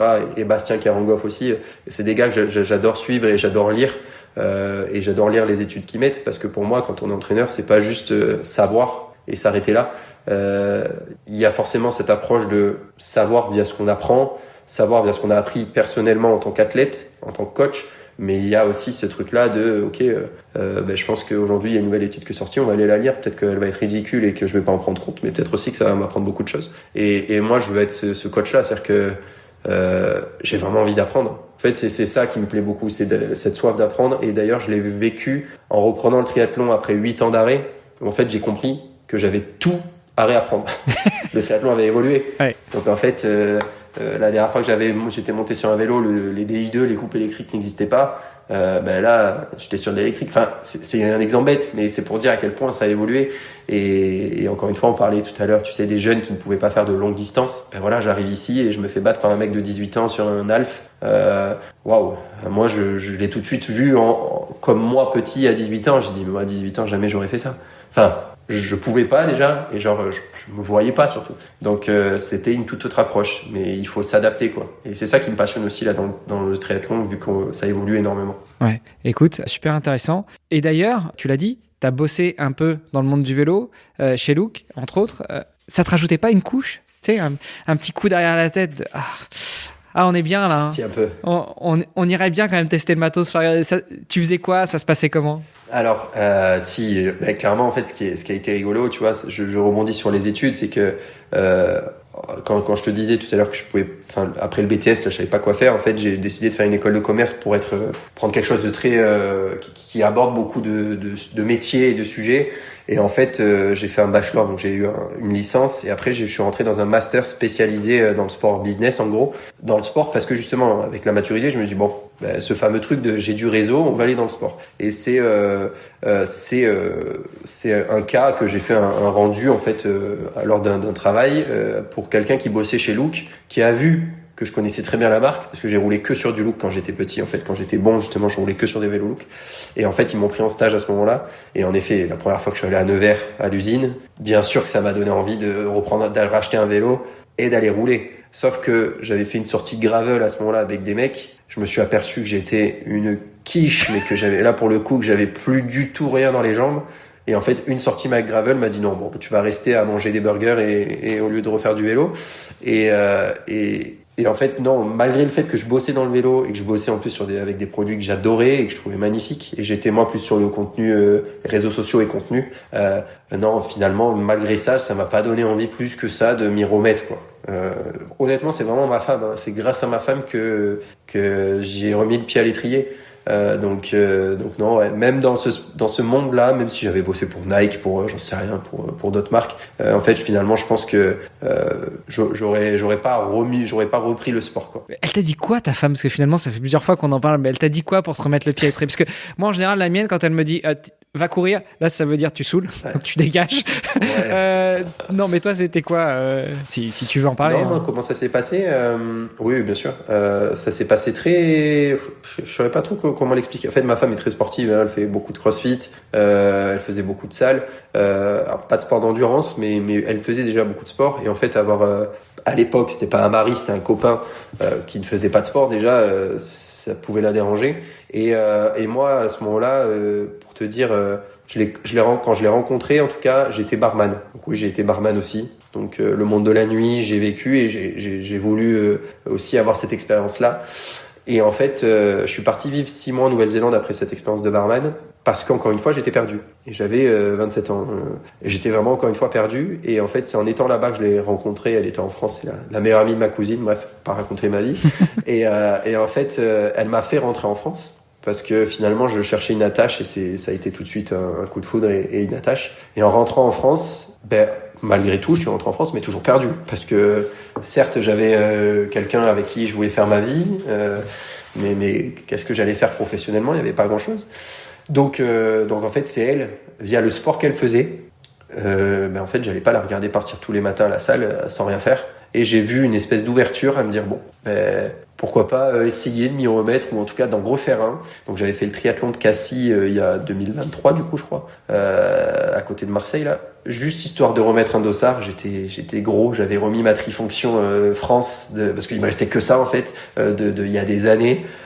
Quand je voyais les photos après, je disais mais waouh, c'est pas possible. Et en fait, j'ai refait ce triathlon. J'ai été pas ridicule, on va dire que ça allait. Et là, en fait, en rentrant de ce triathlon, je me rappelle, dans la voiture, je discutais avec elle et je disais mais en fait, pense qu'il y a moyen vu le sport que tu fais, que je refasse aussi pas mal, quoi. Et elle a jamais fermé la porte. Elle m'a dit, t'aimes ça? Elle m'a dit, fais-le. Et je dis, ok. Et par contre, on parlait de performance. Au début, vraiment, là, pour le coup, c'était pas du tout de la perf, mais est venu 1 mois, 2 mois, 3 mois, les petites sensations qui reviennent en hâte, le petit truc en vélo, le petit truc à pied. Et en fait, petit à petit, tu vois, l'année dernière, en fin d'année, je disais à ma femme, après Marbella, je disais, après Marbella, j'arrête. J'en refais, mais vraiment chill, plus d'objectifs. Et en fait, je me suis inscrit là pour me repartir au monde, essayer de me qualifier à Kona. Voilà, c'est toujours plus. Mais c'est pour ça, d'ailleurs, que grâce à elle, j'ai repris le triathlon. Mais c'est aussi très, très prenant comme sport, il faut être honnête. Et en fait, elle s'attendait pas à ce que j'en refasse autant. Et aujourd'hui, dans une vie de couple, c'est pour ça aussi d'ailleurs que j'ai décidé de faire ce métier de coach, parce qu'en fait, je me suis rendu compte que c'était pas possible d'avoir une vie pro, une vie de triathlète engagée en tant qu'athlète avec de la perf, et une vie perso, en tout cas avoir autant d'affection et autant d'attention auprès de ma femme. Donc j'ai décidé de lier en fait mon métier avec le sport, quoi, pour finalement avoir au lieu de 3, passer à 2 choses importantes. On t'a prévenu que même si t'es coach, ça changera pas grand chose sur toi. Enfin, coach, c'est quand même du travail, et il faut bosser pour tes athlètes. Et puis bon, ceux avec qui t'iras t'entraîner et qui arriveront à te suivre, c'est pas dit, à moins que t'entraînes des champions du monde, mais ça sera quand même un 3e pilier. Ouais, mais après, comme je dis à ma femme, ça sera mon métier. Et ce qui est différent là, c'est que voilà, aujourd'hui, elle en rigolait quand j'ai abandonné l'Alpha Ironman Dex, la vraie année de reprise. Je pleurais parce que je voulais vraiment faire quelque chose de correct. Et elle m'a dit, mais t'es pas payé. Je me dis, pourquoi tu pleures? T'es pas payé. Et en fait, tu relativises, tu dis, ouais, c'est vrai. Mais ça prouve à quel point l'engagement qu'on met dans ce sport, parce que c'est vrai qu'on est dégoûté comme si on n'avait pas allé avoir de salaire pendant 10 mois derrière, alors qu'en fait, c'est une course et c'est pas grave. Alors oui, on perd l'inscription qui est très chère aujourd'hui, mais honnêtement, à part ça, c'est pas très grave, quoi. Il y a pire dans la vie. Et du coup, elle m'a fait relativiser pas mal de choses, et aujourd'hui, c'est trouver un équilibre. C'est comme dans tout, mais aujourd'hui, voilà, c'est vraiment trouver un équilibre, et on pourra en parler d'ailleurs parce que c'est un truc très très utile pour moi. C'est dans le coaching, c'est l'aspect mental. J'ai pas mal d'athlètes qui sont matrixés par le triathlon. Quand je dis qu'ils sont matrixés, ça veut dire qu'ils se privent de tout parce qu'ils ont décidé d'avoir un objectif. Et moi, je suis tout l'inverse. Tu vois, le jeudi, quand je rentre de la natation, j'ai envie de manger un Burger King, je le mange, quoi, par exemple.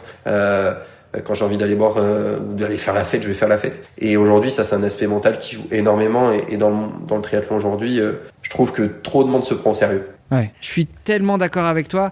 Après, alors moi, j'ai jamais eu un niveau de ouf, que ce soit en triathlon ou ailleurs. Mais je me rends compte aussi d'un truc, c'est que, et tu parlais de l'aspect mental, c'est que finalement, parfois, tu n'as même pas besoin de te forcer. Parfois, tu n'as même pas besoin de te forcer à faire attention à ce côté hygiène de vie, sommeil, alimentation, etc. Alors, oui, quand on en est au point de se forcer à ne pas sortir, se forcer à ne plus faire ci, se forcer à ne pas boire d'alcool, oui, on arrive sur quelque chose de malsain. Après, quand ça déroule tout seul et que finalement, tu te forces pas, why not? On en revient à le plaisir amène à la performance, que ce soit dans l'entraînement ou dans les à côté. C'est ça, et c'est vraiment relâcher, quoi, finalement. Relâcher cette pression. Vraiment, j'ai cette année dernière, moi, qui me sert de charnière et qui me sert d'exemple, où, tu vois, l'année dernière, je me suis marié, j'ai eu mon EVG, et pourtant, j'avais l'objectif de me qualifier pour les championnats du monde sur une année de reprise où on sait aujourd'hui que les amateurs, ils voient une vitesse, même pour se qualifier, c'est compliqué. Et pourtant, j'ai réussi à le faire. Et au championnat du monde, on en parlait avec 2 amis à moi, là, qui sont du même club et qui sont allés au monde aussi, qui eux ont fait le métier, comme on dit, à 100%. Ils mangeaient bien, ils s'entraînaient bien, etc. Et même à mon mariage, par exemple, ils ont pas fait trop la fête parce que c'était un mois et demi avant les championnats du monde. Finalement, moi, j'ai trouvé que ce mariage et même mon voyage de noces, il m'a permis tellement de relâcher cette pression sportive. Je suis revenu à l'entraînement, il me restait qu'un mois pour m'entraîner, donc je savais que j'allais pas arriver à mon meilleur niveau. Mais par contre, je suis arrivé avec le couteau entre les dents et ça m'a vraiment donné envie d'y aller et de prendre beaucoup de plaisir sur cette course. Je pense que si j'avais pas coupé cette période-là, en fait, je serais arrivé rincé aussi et j'aurais pas eu la même envie en tout cas, tu vois. Et donc ça, moi, c'est une approche que je veux avoir aussi avec les jeunes et même avec les adultes. On peut faire un sport, on peut avoir des objectifs très élevés, mais par contre, il faut savoir vraiment relâcher. Et de sa manière, de sa façon. Il y en a qui aiment pas faire la fête, c'est relâcher égale pas forcément faire la fête. Relâcher égale, j'en sais rien, si c'est manger, si c'est faire autre chose, mais en tout cas, il faut savoir le faire.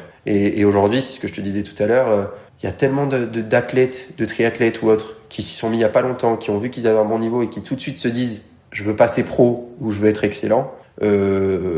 Oui, mais non. Enfin, encore une fois, comme on parle, c'est le plaisir avant tout. Et je trouve que dans le triathlon, ça c'est vraiment, enfin, pas ça se perd, mais il y a les réseaux sociaux qui font que aussi. En fait, aujourd'hui, on a l'impression qu'il faut tout savoir faire parfaitement comme un pro, quoi. Ouais, mais sur l'aspect mental, je suis d'accord avec toi et on l'a vu.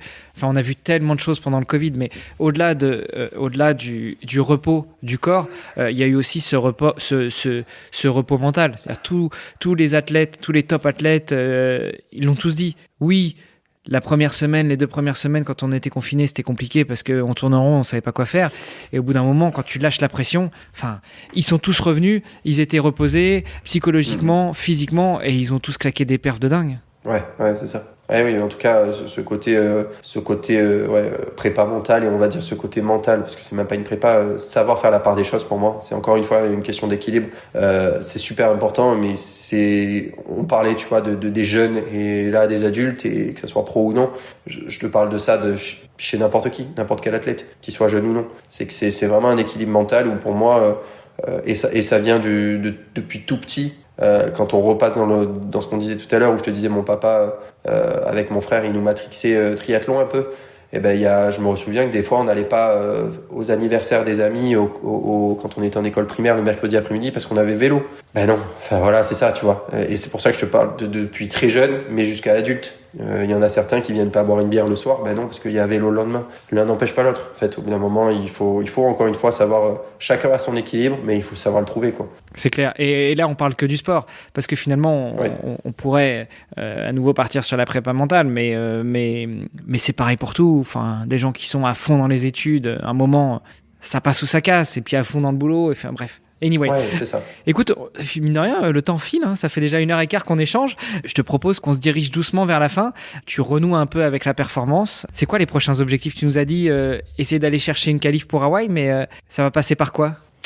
Franchement, alors cette année déjà, il y a un truc encore une fois que je veux faire et c'est comme l'année dernière, c'est essayer de voir jusqu'où je peux aller. C'est toujours pareil, c'est lié à mon passé justement, mais c'est de voir vraiment jusqu'où je peux aller. L'année dernière, j'ai fait une belle perf à Aix, par exemple sur le 73. Au monde, j'y suis allé un peu. C'était une année avec le mariage et tout, donc voilà, un peu comme ça. C'est vrai que 2026, avec ma femme, on s'est dit qu'on fera un enfant plus tard et que du coup, il faut vraiment aller. Surtout, il faut vraiment que j'aille jusqu'au bout de ma perf, quoi.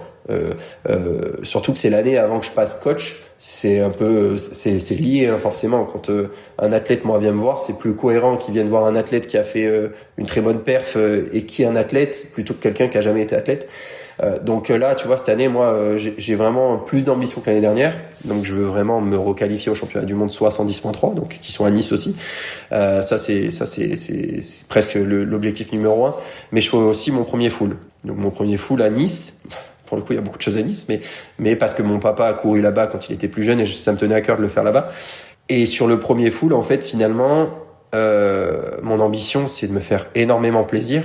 Et comme on disait, c'est lié à la performance. Donc moi, si je dois contrôler ma course et finir 40e, je me fais pas plaisir. Donc en fait, je vais vouloir, comme je dis à tous mes amis, ils en rigolent parce qu'ils disent ouais, ton marathon, tu vas le subir. Mais j'en suis certain que je vais le subir. Mais par contre, j'ai toujours été comme ça. J'ai envie de mettre le feu entre guillemets et j'ai envie de me faire plaisir. Je suis un très bon nageur, je suis un bon rouleur et en fait, j'ai un objectif un peu fou qui est de poser vraiment devant, pas premier, peut-être pas. Mais tu vois, sur mon premier Ironman, en fait, de poser le vélo et de me dire, vas-y, Pierre, j'en sais rien, t'es 2, 3, 4, 5 sur l'Ironman de Nice, fais-toi plaisir. Et quand je dis Kona, c'est un objectif en soi, mais oui et non. On sait à quel point un Ironman peut être fatal. Si ça se passe bien ce jour-là et que j'ai le slot, je le prends forcément. Mais si je l'ai pas, c'est pas très grave. C'est vraiment histoire si ça se passe bien. Bon, après, si tu fais 2, 3, il y a des chances quand même que tu aies le slot. Là, oui. Mais bon, honnêtement, faire 2, 3, je suis très ambitieux et ça m'étonnerait fort. Hein. Je connais ce sport et je connais les athlètes qui sont avec moi et ça serait très prétentieux de dire que par rapport à ceux que je connais là, tu as interviewé Jean-Vincent Vallée, par exemple, que je côtoie et avec qui je m'entends très bien. Pour moi, c'est des machines et si lui, il serait sur Nice, tu vois, par exemple, je sais que je suis derrière. Enfin, encore une fois, c'est un Ironman, on ne sait pas. Mais sur le papier, je me dirais jamais, je suis devant. Donc en fait, ça va dépendre de beaucoup de choses. Mais en tout cas, cette année, voilà, l'objectif, encore une fois, principal, c'est de me dépasser moi, mon moi de l'année dernière. Voilà, c'est surtout ça. Et je sais que si je fais les choses bien et que je le dépasse, cette année, j'étais déjà pas mal. L'année prochaine, il y a encore moyen d'être meilleur. Et si c'est meilleur comme je l'imagine, bah finalement, oui, je pense que je serai un peu devant quand même. Donc, bon, on va voir. Ouais, Jean-Vincent Vallée, d'ailleurs, qui est d'une humilité, c'est impressionnant. Il a fallu que j'aille les chercher, j'aille lui tirer les verres du nez pour avoir un petit peu une idée de son niveau. Ah, il me fait rire parce que j'ai renoué contact avec lui parce qu'il avait posté une photo LinkedIn où en fait il était sur un podium où on était tout petit justement et en fait je sais pas comment il est passé mais j'ai reconnu je me suis reconnu sur la photo, j'avais gagné, lui il avait fait deuxième. Et en fait, j'ai commenté. J'ai dit à Jean-Vincent, j'ai dit salut. Et ben, comment on se retrouve? Et en fait, lui, il faisait du triathlon. Moi, je m'y remettais et je lui ai dit, on a renoué le lien comme ça, ouais. Juste avec une photo qu'il avait postée sur LinkedIn où on était tout petit. Et en fait, on s'est rendu compte qu'on en faisait déjà tout petit ensemble. Et en effet, il a une humilité. Tu vois, j'ai adoré moi au Monde 73 là à Marbella. Il finit 5 je crois ou 6 je sais plus ou 4. Et Jean-Vincent, moi, j'arrive 20 minutes après lui du coup parce que déjà il est voire une demi-heure parce qu'il est excellent. Et en fait, j'ai adoré, moi, parce que je passe la ligne et il m'attendait. Enfin, il était un peu plus loin, mais genre, il était là, quoi. C'était presque le premier à m'attendre et à me dire alors, et c'est moi qui lui ai dit, mais toi, alors, enfin, tu as fait quoi? Parce qu'il visait un podium. Et c'est lui le premier à me dire alors ta course. Mais mec, on s'en fout de ma course. Moi, je suis derrière, toi, tu vises des podiums, t'as fait quoi? Donc ouais, il a une humilité dingue et encore une fois, c'est ce que j'aime dans ce sport. J'en connais pas beaucoup qui ont un melon énorme et c'est très très facile aujourd'hui d'échanger avec tous les athlètes avec qui on se bat finalement.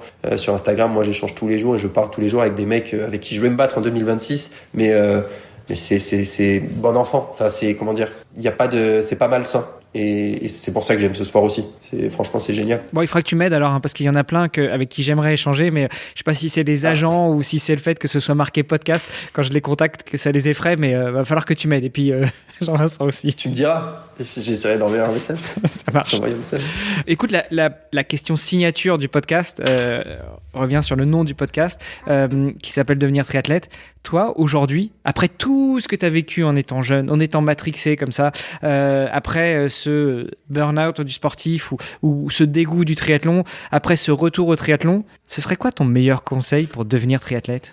Pour devenir triathlète? En tant que jeune ou en tant qu'adulte? En tant que quelqu'un qui s'y met et qu'il ait 4 ans ou qu'il en ait 80, quoi.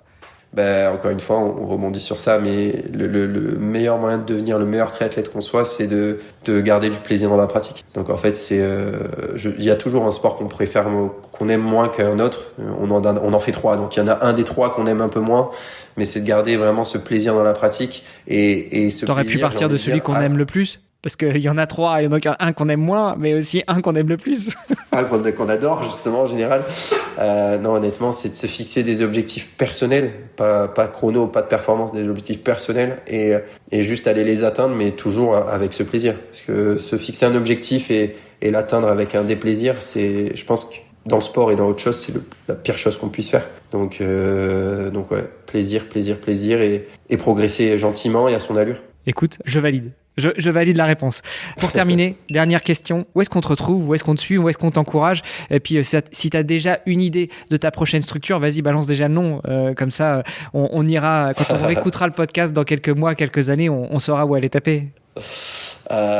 Déjà, moi, vous pouvez surtout me retrouver sur Instagram. Donc, je crois que c'est mon GNTT-8 Pierre. Enfin bref, Jean T Pierre, vous tapez, vous allez me retrouver.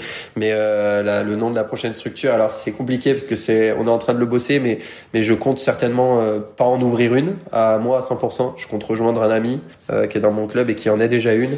Et l'objectif, c'est de vraiment avoir plus d'athlètes et d'avoir une structure qui est ultra cool et très humaine. Donc certes, lier la performance pour l'athlète qui veut être performant, mais c'est surtout essayer de donner les meilleurs tips possibles. Et encore une fois, comme je disais juste sur la question précédente, atteindre l'objectif qu'on s'est fixé, donc à son échelle.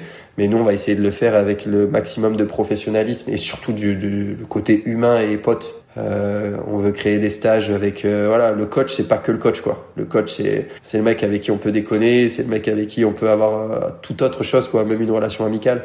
Donc la structure s'appelle je pense que je peux le balancer, c'est le club sportif performance, donc c'est LCS, ça s'appelle sur les réseaux. C'est Martin Bellouli qui l'a lancé avec sa femme Pauline Lelay. Et voilà, j'ai vraiment envie en fait de les rejoindre. On en a discuté, c'est ce qui va se passer, je pense, pour faire grossir la structure, pour avoir plus d'athlètes et pour qu'on arrive à avoir une sacrée bande de potes qui aiment le triathlon et ça, des potes qui peuvent être n'importe où en France, en Belgique ou en Suisse, quoi. Vraiment. Donc voilà, c'est vraiment l'objectif d'avoir des passionnés et tous ensemble de kiffer, quoi. Bah écoute, on suivra ça avec attention. Je me dis qu'à un de ces quatre, peut-être pour débriefer de ton année 2026, mais aussi pour avoir son point de vue, il faudra que j'invite Justine. Hein. Ah, si tu veux, carrément. Mais en plus, ce qui est rigolo, c'est surtout le côté, tu sais, pour quelqu'un qui n'est pas triathlète, de voir à quel point ça prend du temps, même pour une partenaire, un ou une partenaire. Parce que c'est très, très chronophage quand même. Ouais, tu m'étonnes. Mais c'est bien pour ça qu'il y a beaucoup de couples qui survivent pas à ça. Et ouais. Écoute, merci encore pour tout, Pierre. Je te souhaite une bonne continuation. On a encore fait un bel épisode, hein, presque 1h30, franchement. On les enchaîne là. Bonne continuation. Et puis, ouais, on suivra ça avec attention. Et en off, il faut que je te dise quelques trucs parce qu'il y a des gens bien que je connais à Aix. J'ai plein d'autres personnes à te présenter si tu les connais pas déjà. Ah, ben carrément. Merci à toi, Armando. Merci à toi. À plus. Salut. C'était Devenir triathlète X OpenTri. Merci d'avoir écouté cet épisode jusqu'au bout. Nous, on a pris beaucoup de plaisir à l'enregistrer. Alors si ça vous a plu, vous pouvez nous suivre sur nos réseaux sociaux, Instagram, LinkedIn et Facebook. On se rejoint maintenant sur devenirtriathlète.com. Vous allez retrouver l'ensemble des épisodes, mais aussi des outils, des ressources et des conseils gratuits pour débuter, progresser ou performer en triathlon. On ajoute toutes les semaines de nouvelles ressources. Si vous avez une idée d'invité, n'hésitez pas à nous envoyer un petit message. Et si vous voulez être accompagné sur vos prochains objectifs sportifs, connectez-vous sur opentri.fr et on se fera un plaisir de vous aider. Alors, n'hésitez pas, on se retrouve tout de suite sur devenirtriathlète.com et opentri.fr. Salut les sportifs!